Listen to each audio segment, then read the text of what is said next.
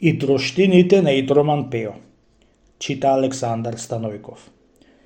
Откоја станал Итроман Пео совршен маж, многу и троштиње правил спроти приказните што се прикажуваат за него, арно ама и многу будалштина да се прикажуваат. Ете некои такви приказни. Нашле мориовците еднаш еден срп и седнале да се чудат на него што е. Едниот рекол едно, другиот друго, третиот друго, која гледаш никој не можел да го погоди што е и најпосле пратиле човек в село да го викне Итромана Пеја. Дошол Итроман Пео и едно го видел српот, дал вик: "Худрете бре селани со стапојте на тоа животинче, оти ќе ве изеде. Не го гледате, оти тоа е животинче."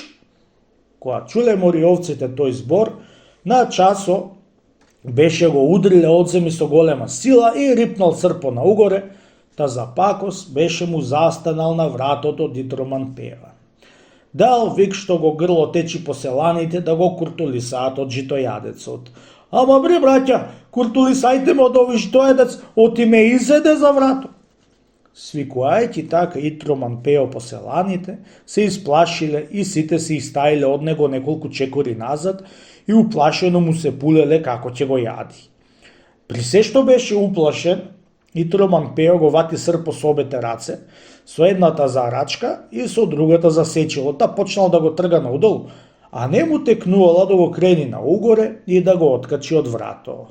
Тргајќи силно наудолу, му се закачила во месото и колку тргаше наудолу, толку се закопувал српо во врато.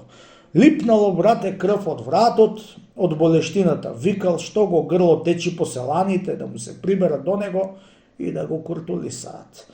Кога видел селаните крв да течи, како река, од врато, се престраше и му се прибраа до него и го грабна ети од српо, друзи од другата страна и му се опнале да го тргаат српо. "Тргајте силно бре да го куртулисаме Итроман Пеја, оти го изеде житојадецот. Тргајте и не бојте се."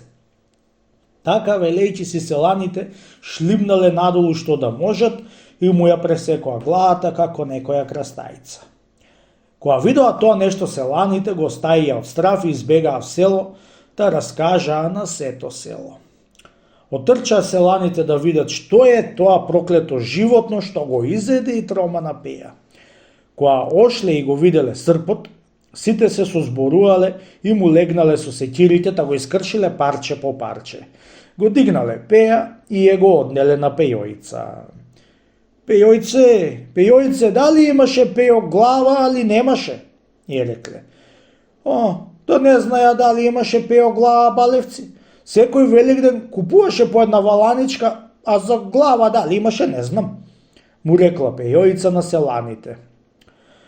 Ете, така си загинал Итроман Пео од пустиот срп и жената му не го знаеше дали имаше глава, дали немаше. Еднаш беа биле мориовците покрај една река со Итроман Пеја и виделе една топола кај се виткат од силниот ветар. Го прашале Пеја заошто се виткат толку многу тополата.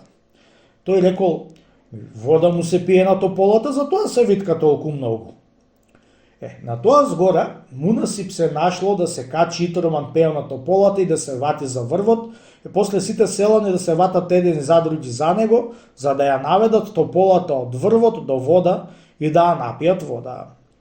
Се ватил Пео за врвот, се ватиле сите селани за него и им свикал да се држат јако, оти ќе си плукни в раце. Се отпуштил од тополата, паднал со сите селани. Едни се отепале, други се убиле, а пак други се смеале.